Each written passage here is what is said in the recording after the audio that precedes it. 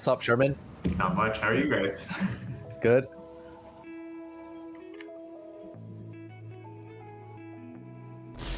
So yeah, thanks for having me, guys. My name is Michael Sherman. I head up esports for TFT, Project L, and Legends of Runeterra. But my big focus since I joined the team has really been on TFT. And over the last year in the role, a couple of things have really come up. First, a lot of talk about LAN. I think like TFT is really unique in that it came out 8 months before COVID really hit the world. And so as the game has had sort of this meteoric rise over the last 4 years, there's not really a whole lot to show for it that doesn't just exist online. And I think that that's true even if you were to try and Google a picture of a lot of TFT players in one room. It just doesn't exist. And I think LAN is sort of a great way to help build that sort of opportunity.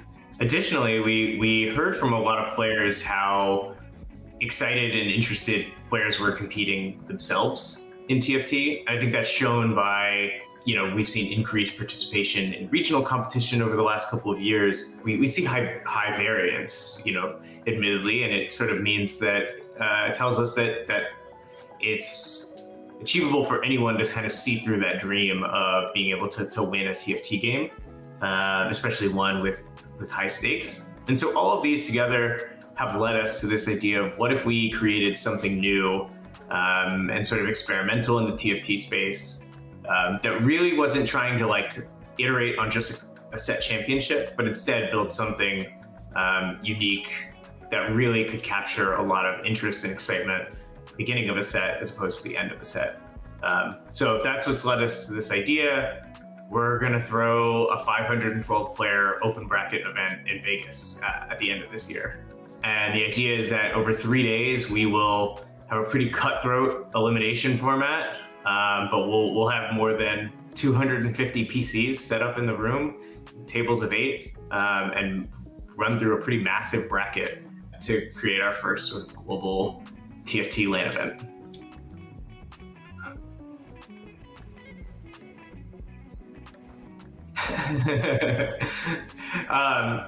There's definitely going to be like paths to like we want to do some invites. Invites will be limited, but I think we want to do some invites to help make sure that there's more global representation. I think we want to make sure that every region has a player that they can root for in this competition. We also think that there's going to be a lot of excitement from popular personalities like that are right on the cusp of like they play TFT, but it's not necessarily their main game, but they're pretty good at it, but they aren't necessarily visible 24/7.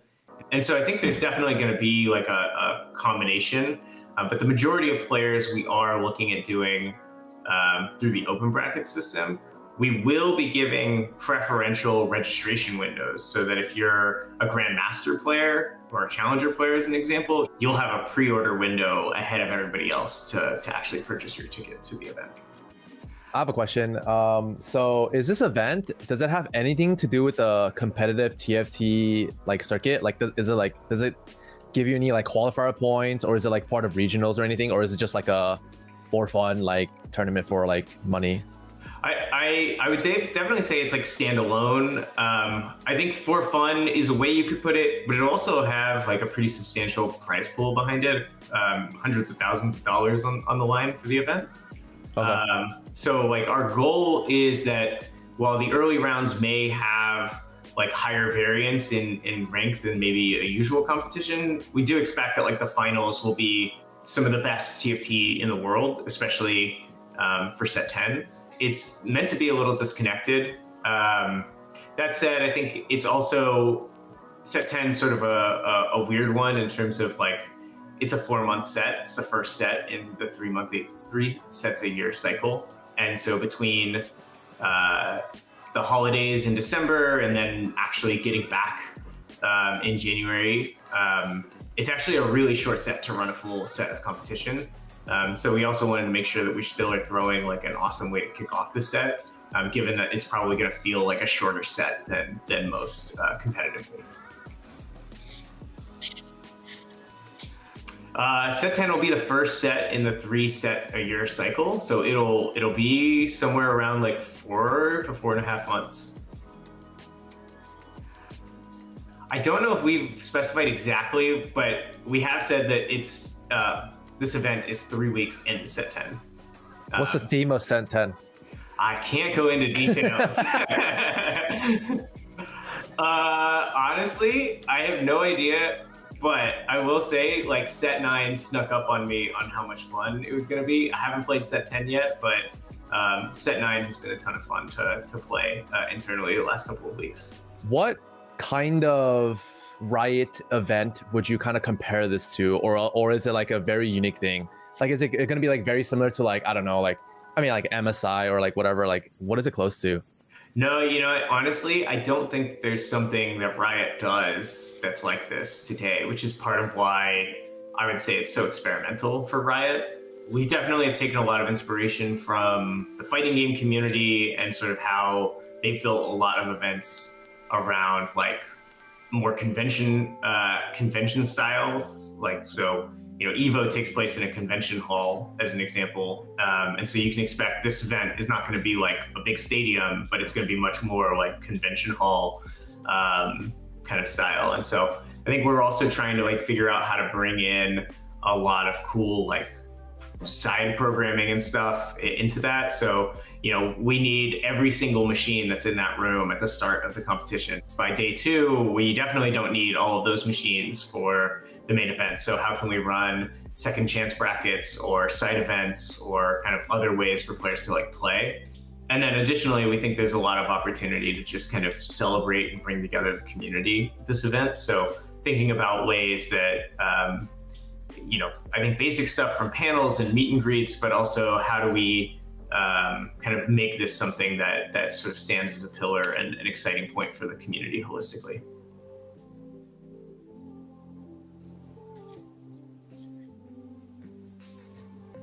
No, yeah, totally. We definitely want to stream this event. We're exploring a variety of things, especially like how can we make it possible for some streamers, as an example, to stay live and broadcast their competition while moving from station to station. How can we make it possible for on-site co-streaming to also broadcast a variety of games? And then additionally, like a Riot broadcast with foreign language feeds around the world as well. So we want this to be sort of like a new type of viewing experience, I think, for a TFT event. In a dream state, every single game is watchable. We're still working out exactly if we can do that. But thinking about how do we make it really easy for you to follow your favorite player or maybe a friend that's competing in the competition. We want this to be something that has sort of a, like, we definitely imagine like the multi-view of somebody watching like 4 streams at the same time. Let's say, so obviously this is like a 500 something number tournament and like a lot of people will be invited to compete, right? Are you guys gonna like sell tickets for like fans to be there, or can they just fly there and just hang out, or like what's that looking like? Yeah, we definitely will have an attendee like ticket that goes alongside this as well. And so we want this to be something where whether it's like players want to come out and just kind of be around the TFT community for the weekend, if they want to see their favorite player, or maybe their friend is competing and they just want to go and cheer them on. We'll have attendee tickets to go alongside the competitor passes. To an extent, we'll definitely do what we can to help facilitate, you know, some amount of regional representation. But I think for the most part, we do expect players that'll want to come through the open bracket system to come out. Not dissimilar to what we've seen in other gaming communities for big events within their gaming scene. I think TFT Summit is sort of a base example of this, or a smaller scale example of this. You know, I remember meeting players who had traveled from like all the way across the country to go out to West Covina. Like, it was a great spot, but like it's definitely not the appeal of something like Vegas. And so I think that the fact that we're hosting it in sort of a major city that's really easy to get to, that has great transportation, that has a lot to do in, I do think that we'll end up with a decent amount of international representation at the event. No, it's at the MGM Grand Conference Center. So it's attached to the MGM. yeah, we're in a giant 45,000 square foot ballroom for the weekend. I don't know if you like need this to be a success, but like in order for future more like LAN events to happen, you know, it has to be successful in some way, right? Or else like Riot won't support it. So what does like a successful event like look like? Like good stream numbers or like selling out tickets or Yeah, I think there's definitely a couple of things that we're looking at. One is we want to like vet the competitor interest in that, like we want to sell out tickets, we want to sell out competitor passes. And that's more like making sure we're creating a competition that players actually want to compete in and attend.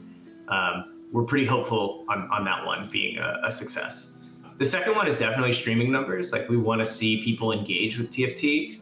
It's at the very beginning of a set. And I think you guys both know that like some of the highest moments of TFT viewership happen at the beginning of a set, as opposed to like when we would normally do like the end of set competition. And so we're also looking at how we can sort of amplify the excitement at the launch of a set through something like this. You know, being able to build this is our biggest event we've ever done at the launch of a set as opposed to the end. So we're also pretty excited to see how that then translates to players playing set 10. Cool. May 30th, so just a few days from now. And the reason we're announcing now is sort of that idea that we will be using your set 9 rank to help to do the to seed you into the pre-sale. So if you want to buy tickets before everybody else, like we'll do pre-sale based on your rank, and then also we'll end up using your set 9 ranking to actually seed you into the overall competition once we're down to the. So it's a good way for, like, we wanted to tell players early, like set 9 matters for set 9's sake, but also for set 10's sake as well.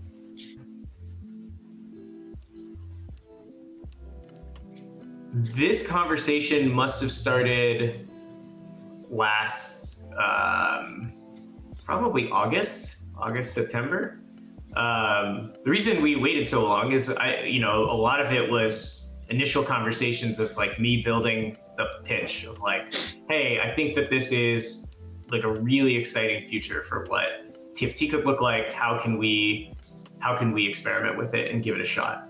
And so I spent a lot of time working with internal Riot team and the TFT dev team and really like gut checking, is this the direction we want to go?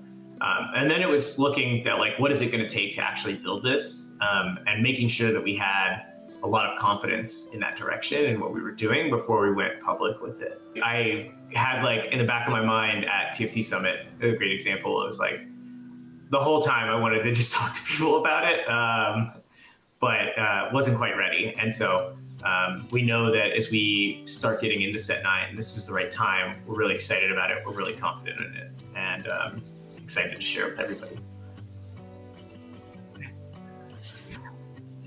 We're definitely going to see how this one goes. I think that if it's successful, like Riot's philosophy on this one is like, if it's a success, of course we're going to want to do it again. And so we're keeping an eye on it, and we're going to like kind of hold back on like committing to future ones until we do this first one and take all the learnings away from it. I think we want to make sure that first and foremost that we're creating like an awesome experience at this event, and that this one goes off without a hitch. And then we can take a second to figure out how we're going to do it in the future. We'll also do what it takes along the way to make sure that we like can do that in the future. So we're making decisions where we need to that are like future-proofing this. But for now, we're really thinking about it as a one-off experimental event. Yeah, it's definitely something that like we've talked about and are constantly reviewing.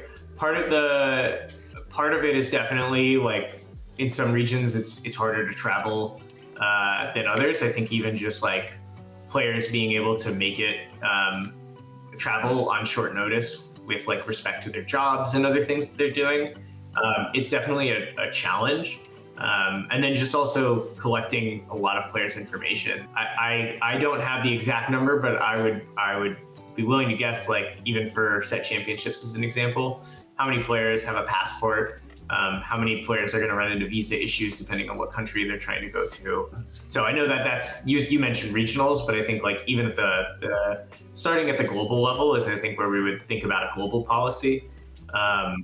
And then, yeah, so that's kind of where things stand right now. It's definitely, if it makes sense for a region, if a region can pull it off within how they're set up, it's definitely something on the table. Is there a name for this event? There is going to be soon. You know, we're still not quite ready to share a name, but we'll be excited to share one when we do. Like, this isn't a set championship as we normally see it, so like I don't think that we'll go with like our very traditional naming that we've gone with in the past. So that's why we're not ready to share a name. We're still working on something that's pretty new and unique to this event. But you guys like have like, or you guys know what you guys gonna call it already? Like, you guys have a couple options right now and are finalizing, or? Yeah. Okay. I know way more than I'm sharing, is the true answer, but... Okay. Like the logo and stuff is already made. Like, he already knows what it's called. Can't say it yet. I don't know if you guys have decided on this already yet, but like, are the participants getting flown out and the hotels are free, or do they have to pay for it? That you have to cover that yourself as part of your like registration. So it's definitely not. We'll look to cover for a few players. And then we'll also try and, like, one of our goals for the prize pool is to make it so that it prices down pretty deep. So it won't necessarily cover everything, but it'll help offset based on performance. Any chance that there's going to be some double up competitions at the event?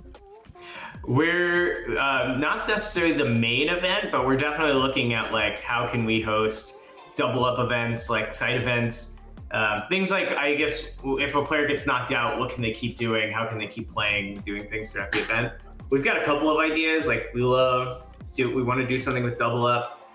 Some of the TFT devs here talk about a mode called Mastermind, where they just set up 8 PCs and they play 2v2 or 1v1, and they run between 4 PCs and like play 4 games at the same time. So we're also thinking about doing stuff that we couldn't normally do in just like an online environment. And, you know, Soju, can you mastermind your way through more 1v1? I think that's all the questions for me. Or is there anything we didn't ask that you would like to share? No, I think that's about it. You know, I think we're pretty detail light right now, a little intentionally, while we finish locking things in before we launch competitor passes. But for now, we really wanted to, like, we have this exciting event at the end of the year. Set 9 will play a pretty significant role in players being able to get passes and how they're seeded into the tournament. And I hope to see both of you guys there.